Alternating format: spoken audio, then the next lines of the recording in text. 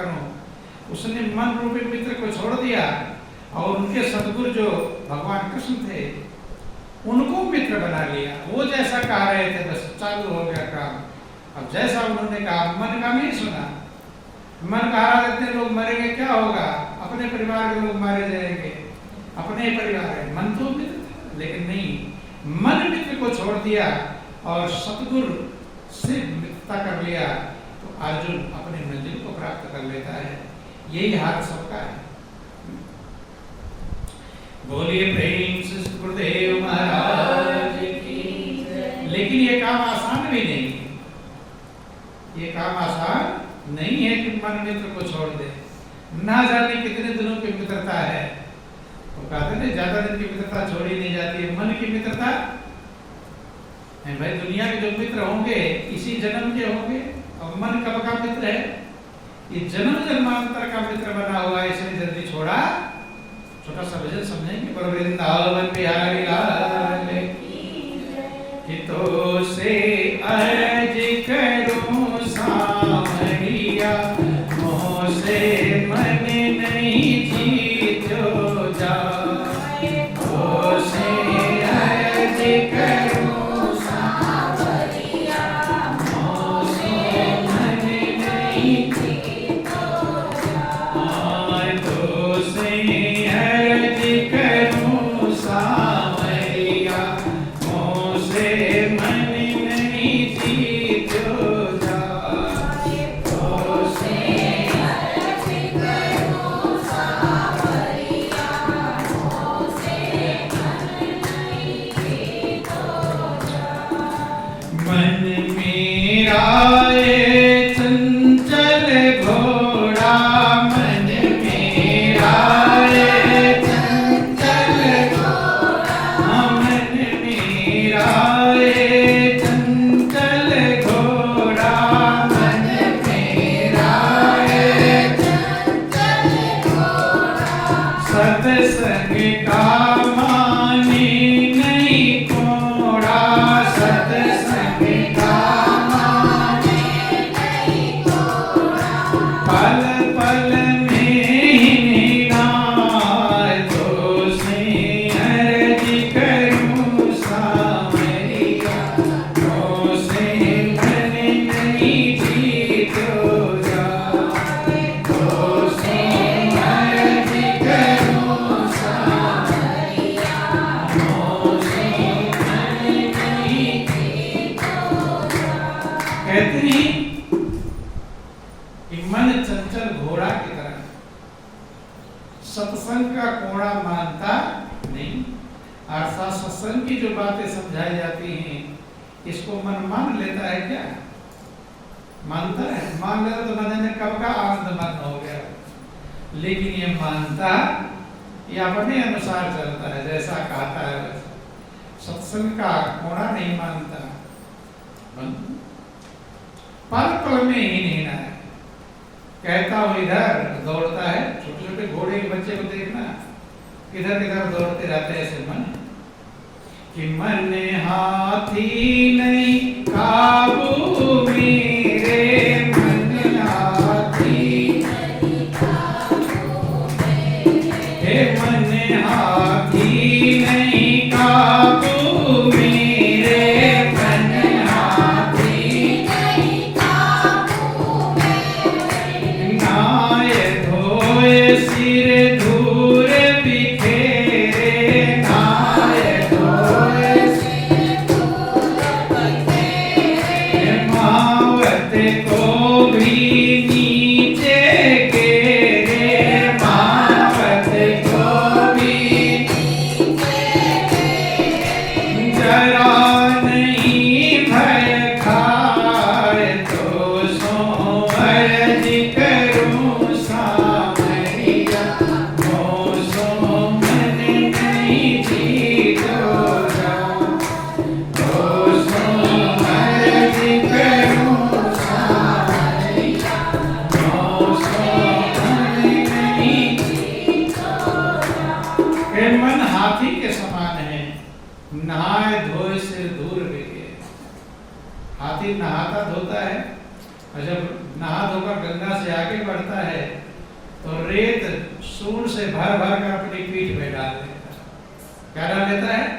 तो कहते हैं, भक्त कहता है कि गुरु महाराज जी मेरा मन भी ऐसे सत्संग में तो आकर नहा धो लेता है, सत्संग में प्रतिज्ञा कर लेता अब मैं भजन करूंगा, अब लापरवाही नहीं करूंगा, अब चूकूंगा नहीं। यहाँ नहाता है, क्या करता है? नहाता, स्नान करना, सही विचार आना ही स्नान करना है। और जब उधर चला जाता है फिर सारा ये ज्ञान भूल जाता है, फिर वही धूल बिखेर देता है, फिर वही माया का जाल रूपी धूल सिर पर डाल। नहाया धोया था ना, वो सब ये जो यहाँ प्रतिज्ञा करते हैं, अपने मन से पूछो कि सत्संग जब आप सुनते हैं तो प्रतिज्ञा करते हैं अब लापरवाही नहीं करेंगे, करते हैं कि नहीं? तो कोई कहता है प्रतिज्ञा करो, अपने ही तो करते हैं, लेकिन अपनी बात पर अटल रहते नहीं है। ये नहा धोकर के धूल बिखेरना, यहाँ तो नहाया धोया निर्मल हो गया कि अब की बार हमने जीवन इतना बेकार कर दिया, बर्बाद कर दिया, चूक गए, धोखे में खो दी जिंदगानी, धोखे में है खो दिया, लेकिन अब नहीं खोएंगे। यहाँ प्रतिज्ञा करते हैं मन में कि नहीं कि अब नहीं लापरवाही करेंगे, या यहाँ सोचते हो कि अब भी लापरवाही करेंगे? यहाँ मन कहता है, बैठे बैठे मन कह रहा है सुन तो लिया लेकिन मानेंगे नहीं, ऐसा कह रहा है। यहाँ तो कहा होगी मान ही जाएंगे। यहाँ नहाते धोते हैं, साफ सुथरे हो जाते हैं, लेकिन जब यहाँ से चले गए तब फिर वही रंग, वही धूल चढ़ जाती है। यही कहते हैं कि मन हाथी नहीं काबू मेरे, नहाए धोए सिर धूल बिखेरे, और महावत को भी नीचे गिरे। किसको? कभी कोई हाथी क्रोध में आ जाता है तो महावत को उठाकर पटक देता है? तो महावत कौन है? जो मन को कब्जे में लेकर चलते हैं। महावत सदगुरु है। कौन है? सदगुरु। मन को सही करने में लगे हुए हैं, सही दिशा में चलाने में लगे हैं, लेकिन मन क्या करता है? उनको भी नीचे गिरा देता है। क्या कर देता है? अर्थात मन बड़ा हो जाता है। नीचे गिराने का मतलब क्या है? उनकी मानते नहीं और मन की मान लेते हैं। कहे महावत को भी नीचे गिरे, जिसने उसको खिलाया पिलाया, जो गंगा में नहलाने ले गया था, उस महावत को उठाकर पटक देता है नीचे। कौन? हाथी। ये मन हाथी के समान है कि महावत को भी नीचे गिरे, सदगुरु को भी नीचे गिरा देता है। ना जाने कितने बार आपके मन ने सदगुरु को नीचे गिराया हो। नहीं गिराया? सदगुरु जो कहते हैं उसकी नहीं मानना है, और मन जो कह रहा है उसकी मानना है। यही सबसे बड़ा धोखा है। जरा नहीं भय खाए, ये कितने कष्ट में जाएगा, दुखों में जाएगा, उसका भी इसे भय नहीं।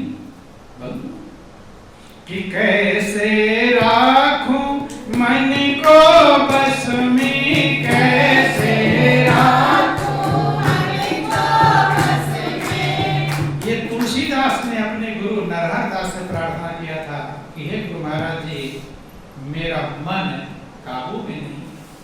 देखो, जबकि उनका मन कितना योग्य था, लेकिन फिर भी अपने मन की अयोग्यता को समझते हैं कि कैसे रखूं मन को बस में, कैसे रखूं मन को बस में। मन कर रखा मुझको बस में, मन कर रखा मुझको बस में। तुलसी का मन विषय पुरस में, तुलसी का विषय पुरस में। पल पल में ललचाए तो से अर्ज करूं सावरिया, मोसो मन नहीं जीतो जाए, मोसो अर्ज करूं सावरिया, मोसो मन नहीं जीतो जाए। तुलसीदास जी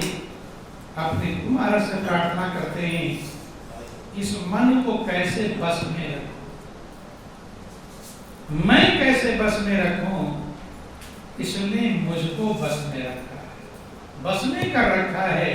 अर्थात जैसा मन कहता है वैसा मुझे करना पड़ता है। कितनी मैं प्रतिज्ञा करता हूं, कितना मैं दृढ़ निश्चय करता हूं कि अब चूकूंगा नहीं, अब भजन करूंगा, अब ध्यान करूंगा, अब सुमिरन करूंगा, अब माया के जाल में नहीं उलझूंगा। लेकिन मन को मैं बस में करना चाहता हूं, लेकिन मन ने मुझे बस में कर रखा है। तुलसी का मन विषय को रस में पल पल में लग जाए। तुलसीदास जी कहते हैं कि मेरा मन विषय रूपी कुरस में, जिसमें कुरस है सुरस नहीं है, दुख वाला रस भरा हुआ है, उसी में मेरा मन ललचाता रहता है। क्या करता है? ललचाता रहता है, दौड़ता रहता है। इसलिए महापुरुष कहते हैं कि इस मन को बस में किया नहीं जा सकता, इस मन की दिशा बदली जा सकती है। कह सकती है महापुरुष कहते हैं, माया मरी न मन मरा, और मर मर गए शरीर, और आशा तृष्णा ना मरी कह गए दास कवि। बस मन को बस में रोका नहीं जा सकता, इसको बस में करने वाले खुद ही बस में हो गए। उसमें ध्यान देना, इस पर कब्जा करने वाले मन का पर कब्जा कर पाए नहीं। ये कब्जे में होता नहीं, इसकी दिशा चेंज करनी पड़ती। जैसे गंगा आ रही बहती है, अब बहुत बड़ा बांध बना दो, कितना बड़ा बांध बना दो तो गंगा का पानी रुक जाएगा? रुकेगा? कितना बड़ा बांध बना देंगे, गंगा का लगातार आ ही रहा है, वो रुकने वाला नहीं है। क्या उपाय है? उसकी दिशा बदल दिया तो उसे नहरें निकाल दी जाती हैं, पावर हाउस बना दिए जाते हैं, तो पावर भी पैदा हो रहा है, और पानी की दिशा बदल सकते हैं, लेकिन धार को रोक नहीं सकते। ऐसे मन की धार है, और गंगा से भी ज्यादा प्रबल है मन की धार। इसलिए इसकी धार को रोका नहीं जा सकता, इसकी दिशा को बदला जा सकता है। क्या कहते हैं? दिशा को बदला जा सकता है। जो उल्टी दिशा में जा रहा है वो सही दिशा में चल जाए, बस यही कीमती है। ये धारा तो चलेगी इसकी, ये ध्यान देना, मन की धारा चलेगी ही चलेगी, धारा बदल जाए। अब वही धारा जो पानी जाकर समुद्र में मिल रहा था, जब उसको बांध बनाकर नहरें निकाल दी जाती हैं, पावर हाउस बना दिए जाते हैं, तो उसमें पावर भी पैदा हो जाता है। बिजली शक्ति कहाँ से आ रही है? उससे एनर्जी पैदा हो जाती है, और नहर सिंचाई के काम में आ जाती है, दोनों लाभ मिल जाता है। ऐसे जो मन की धारा है वो निरंतर चलती रहेगी, चलती है, लेकिन उसकी धार को चेंज किया जाता है, बदला जाता है। और बदलने का उपाय है सद्गुरु का बांध। क्या है? सद्गुरु रूपी बांध। सद्गुरु के आज्ञा ही बांध होती है। जब उस आज्ञा के अनुसार मन चलता है, गुरु महाराज जी नहीं कहते मन को बंद ही कर दो, मन को सही दिशा में चलाओ। किस दिशा में? सही दिशा में। जब सही दिशा में यही मन चलेगा तो यही मन आपको आनंद देगा, शांति देगा, सुकून देगा। इसके पास एनर्जी मौजूद है। अब वही नदी का पानी है, चाहे बाढ़ से एकदम तमाम गांवों को बहा कर ले जाता है, और चाहे उसमें तमाम सारी नहरें निकाल दो तो सिंचाई के काम में आएगी। बाढ़ से बच गया, सिंचाई का काम हो गया। ऐसे मन की धारा है, चाहे इससे अपने जीवन को पूरा बर्बाद ही कर डालो, और चाहे मन की धार को सही दिशा में मोड़ करके जीवन को आनंदमय बना लो। जिन लोगों ने सद्गुरु की आज्ञा रूपी बांध को मान लिया, उस बांध में जो बंध गए, उनका मन सही दिशा में चल गया। जो सही दिशा में चल गया तो उन्हीं के जीवन आनंदमग्न हो गया, वो शांति पा गए, सुकून। मन तो वही है। रामायण में लिखा गया कि दोनों प्रकार का मन आपके पास है। एक कुमति वाला मन भी है और सुमति वाला मन मौजूद है। रामायण में लिखा गया कि सुमति कुमति सबके उर रानी, ओ वेद पुराण संत अस गाई। भी है और कुमत भी है, अच्छी बुद्धि भी है और उल्टी बुद्धि भी है। अपने मन को देखना, कभी अच्छी अच्छी बहुत विचार अच्छा अच्छा करता है, अभी ये करूंगा वो करूंगा, और कभी उल्टे विचार भी करने लगता है। तो दोनों है कि नहीं है? दोनों मौजूद है कि नहीं है मन का कोई ठिकाना, नहीं है मन का कोई ठिकाना, घड़ी में कुछ है, घड़ी में कुछ है, घड़ी में कुछ है, घड़ी में कुछ है, नहीं है मन का कोई ठिकाना, नहीं है मन का कोई ठिकाना, घड़ी में कुछ है, घड़ी में कुछ है, घड़ी में कुछ है,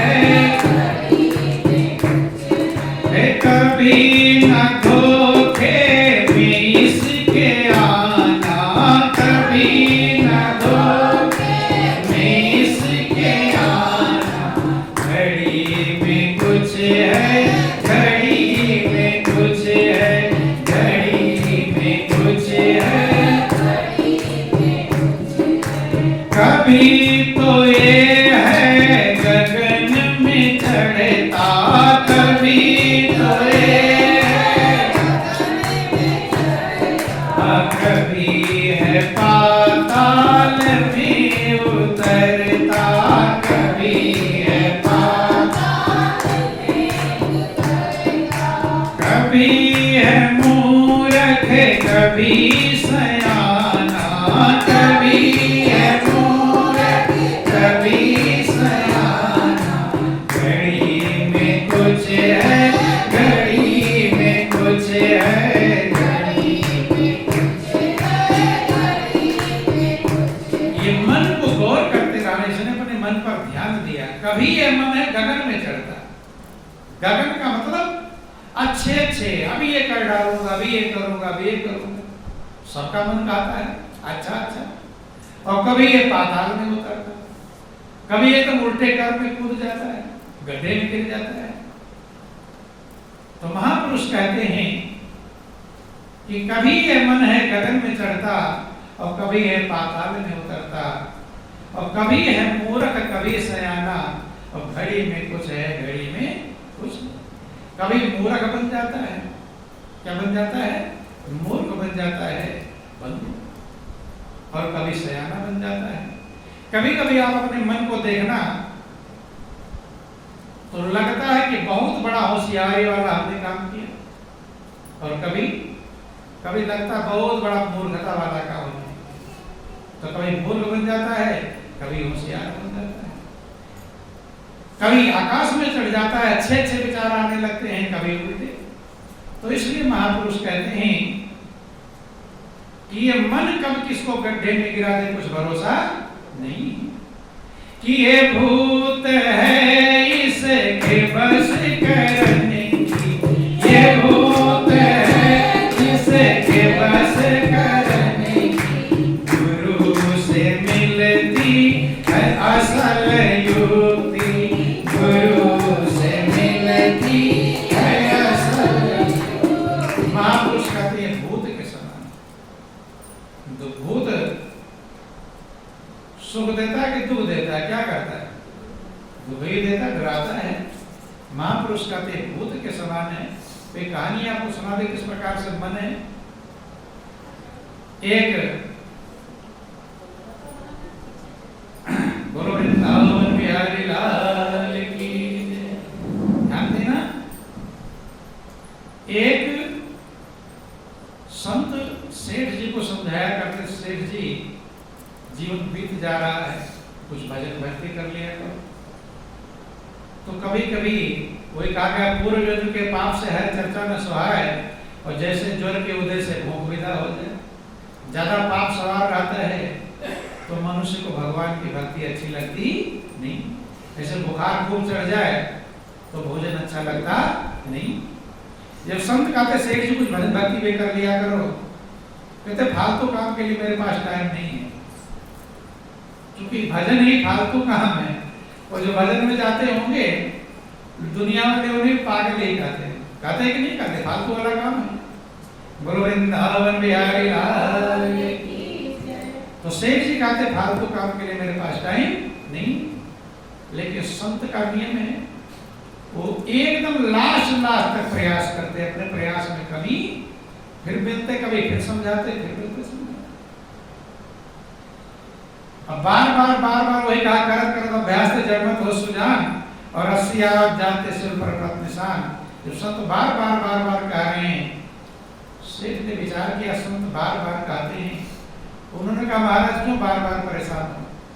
तो चाहता तो मैं वो भजन कर लेना, लेकिन देख रहे थे कितना काम फैला हुआ, दुकान का पूरा फैला है। अब कोई ऐसा नौकर मिल जाता जो काम धाम संभाल ले, तब तो भजन ही भजन। कौन नहीं चाहता भजन करना? संत ने कहा चलो इतनी बात तो समझ में। संत ने कहा भाई नौकर नहीं मेरे पास में है, हाँ काम करने की व्यवस्था मैं कर दूंगा। क्या काम ही करना चाहिए? क्या मेरे पास एक भूत है? क्या है? भूत। काम ही होना चाहिए। ठीक है। अब संत ने सेठ जी के पास वो भूत पहुंचा दिया कि जो कहेंगे वो काम करना। अब भूत तो भूत है। जिस संत ने काम, उसने सेठ ने कहा कि ये सामान उठा के लाना, तो भूत को उठकर थोड़ा जाना है, वो सीधा हाथ ही लंबा हो जाएगा, यहाँ से उठा कर लो पकड़ो। भूत तो भूत है, कोई काम इधर जुबान से निकला नहीं, उधर काम हुआ नहीं। अब भूत क्या कहता कि सेठ जी काम बताओ नहीं तुम्हें खा जाऊंगा। अब सेठ जी बड़े परेशान, फिर कोई काम सोच कर बताते, काम भी तो सोचना पड़ता है। फिर बताते, मुंह से निकला नहीं कि काम हुआ नहीं, फिर कहता काम बताओ तुम्हें खा जाऊंगा। सेठ जी सोचे कहीं काम बताने में चूक गया तो दिक्कत हो जाएगी। भागे संत के पास। संत नदी किनारे रहा करते थे, पीछे भूत भी जा रहा है कि सेठ जी काम बताओ नहीं तुम्हें खा जाऊंगा। पहुंच गए संत के पास। संत कहते सेठ जी भूत काम वाम कर रहा है कि नहीं करके? महाराज काम तो सबसे अच्छा करता है, जुबान से निकला नहीं, लेकिन फिर पीछे आ रहा, पहले उसे रोको। आ गया वो कि सेठ जी काम बताओ तुम खा जाओ। संत ने कहा भाई थोड़ा देर रुक जा, पहले बातचीत कर लेते। कहते अच्छा। खड़ा हो गया। कहते काम तो करता है, लेकिन ये क्या कहता है? काम बताओ नहीं तुम्हें खा जाऊंगा। खाना खाने में बैठा हूँ, अब काम बताओ कि खाना खाओ? नहीं समझ में, सोने जा रहा हूँ, काम बताओ। बंद। तब संत समझ गए। संत ने कहा कि सेठ जी मैं रोज परेशान होकर काम में बताने में चूक गया, भूत तो भूत खा सकता है। तब उन्होंने कहा ऐसा करना कि अपने घर के आंगन में एक लंबा बांस गाड़ देना। क्या गाड़ देना? और इस भूत को कह देना कि इस पर चढ़ और उतर, चढ़ और उतर। अब कितना पहलवान भूत होगा, ये काम खत्म कर पाएगा? कितनी तेजी से चढ़ेगा, कितनी तेज उतरेगा, चढ़ेगा उतरेगा, भूत की पहलवानी खत्म हो जाएगी। लेकिन ये काम खत्म होने वाला नहीं। हाँ, जब तुम्हें काम लगे बुला लो, चलिए काम कर, और काम खत्म हो जाए फिर बांस पर चढ़ और उतर। तो ध्यान देना, वो भूत सबके पास मौजूद है, लेकिन डर मत जानो, डराने वाला भूत नहीं है। वो भूत है मन का। कौन सा भूत है? मन का भूत सबके पास मौजूद है। जब इसे किसी काम में लगाए रहते तो थोड़ा चैन से बैठता है। जैसे काम हल्का हुआ फिर तुम्हें ये बेचैन करेगा, ये कैसे करोगे तो वो कैसे करोगे, वो काम कैसे करोगे, वो पूरा हिसाब किताब हरदम मांगता रहता है, और तुम उसी में टेंशन में रहते हो। अब ये कैसे होगा तो वो कैसे होगा। तो महापुरुष कहते हैं कि इसी के लिए सुमिरन का बास जो गुरु महाराज जी ने प्रदान किया है, इस कितना पहलवान आपका मन है, अगर सुमिरन के बास पर इसे चढ़ाते उतारते रहोगे, मन चकनाचूर हो जाएगा, हार जाएगा, कमजोर पड़ जाएगा। और जब वो कमजोर पड़ेगा तभी आपके अनुसार चलेगा, वो बलवान रहेगा तो आपको नाच नचाता रहेगा। कि ये भूत है इसके बस करने की, ये भूत है इसके बस, गुरु से मिलती है असल युक्ति, गुरु से मिलती है असल युक्ति। हमेशा सुमिरन बांस चढ़ाना, हमेशा सुमिरन बांस चढ़ाना।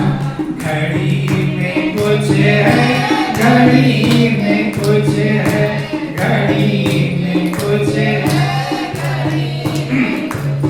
इसको हमेशा सुमिरन के बांस पे चढ़ाना। नाम जो प्रभु का नाम है उसके सुमिरन के बांस पर जब चढ़ाते उतारते रहेंगे तब ये मन शांत होगा, और शांत होगा तब आपकी दिशा सही बनेगी, तब आपको मंजिल मिलेगी। देखो सामान्य को कौन कहे, जो महान लोग हुए, जो पूजनीय हुए, जो महापुरुष कहलाते हैं, जिन्हें भगवान कहकर पुकारा जाता है, वे भी अपने मन को सुमिरन के बांस पर चढ़ाते उतारते रहे। तो ध्यान देना, जब उन्होंने अपने मन को सही करने के लिए सुमिरन के बांस पर चढ़ाया उतारा, तो आपको भी सुमिरन के बांस पर चढ़ाना उतारना पड़ेगा। देखो हनुमान जी निरंतर प्रभु के नाम का सुमिरन करते हैं। हनुमान चालीसा में आप पढ़ते होंगे कि नासै रोग हरे सब पीरा, और जपत निरंतर हनुमत वीरा। कहते हैं कि हनुमान जी निरंतर उस वीरा को, उस प्रतिज्ञा को, उस सुमिरन को निरंतर करते रहते हैं, जिसके द्वारा भगवान भी बस में हो जाते हैं कि सुमिर पवन सुत पावन नामो, अब अपने बस कर राख्यो रामो। हनुमान जी ने पावन नाम का स्मरण किया और भगवान को भी अपने बस में कर लिया। बंधु और कुछ निकालते हाँ निकाल देगा कुछ। बोलो वृंदावन बिहारी लाल की जय, उमापति महादेव की, जगत जननी अम्बे मैया की। बंधुओं ध्यान देना, देखो जो भगवान शंकर ध्यान देंगे, बोलो वृंदावन बिहारी लाल की। देवों के देव महादेव कहलाते हैं, आदि देव कहलाते हैं, वे भी अपने मन को सुमिरन में लगाते हैं। अब सोच लो सुमिरन कितनी बड़ी कीमती है। रामायण वर्णन आया कि संतत जपत शंभुय विनाशी, और शिव भगवान ज्ञान गुण राशि। जो भगवान शिव कहलाते हैं, ज्ञान और गुण के भंडार कहलाते हैं, वे भी संतत जपत निरंतर सुमिरन करते हैं, निरंतर प्रभु के नाम का सुमिरन करते हैं।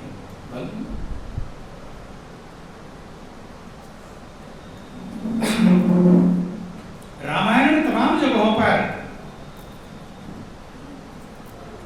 वर्णन आया कि अगर आप निरंतर सुमिरन करते रहेंगे तो जन्म मरण के बंधन से छूट जाएंगे। कि कबहु काल न व्यापी तोहि, और सुमिरस भजसु निरंतर मोहि। भगवान कहते हैं जो निरंतर सुमिरन करता है वो जन्म मरण के बंधन से पार कर जाता है। इसलिए भगवान कृष्ण भी अर्जुन को निरंतर सुमिरन की सलाह देते हैं। गीता अध्याय 7 में कहते हैं कि तस्मात् सर्वेश कालेषु माम अनुस्मरन्ति च मैं अर्पणम दे माम स्मृति। अर्जुन तू निरंतर सुमिरन भी कर और युद्ध भी कर। तो महापुरुषों ने स्वयं नाम का सहारा पकड़ा, नाम का सुमिरन किया और लोगों को समझाया, ताकि आपका मन सुमिरन के बांस में चढ़ता उतरता रहेगा, तब तो आपको सही दिशा में चलने देगा। नहीं तो मन कहाँ डुबा देगा इसका कुछ ठिकाना नहीं है। तो जीवन बहुत कीमती है, अनमोल है, सृष्टि का सिताज है, सृष्टि का सिरमौर है, पल पल बीत रहा है।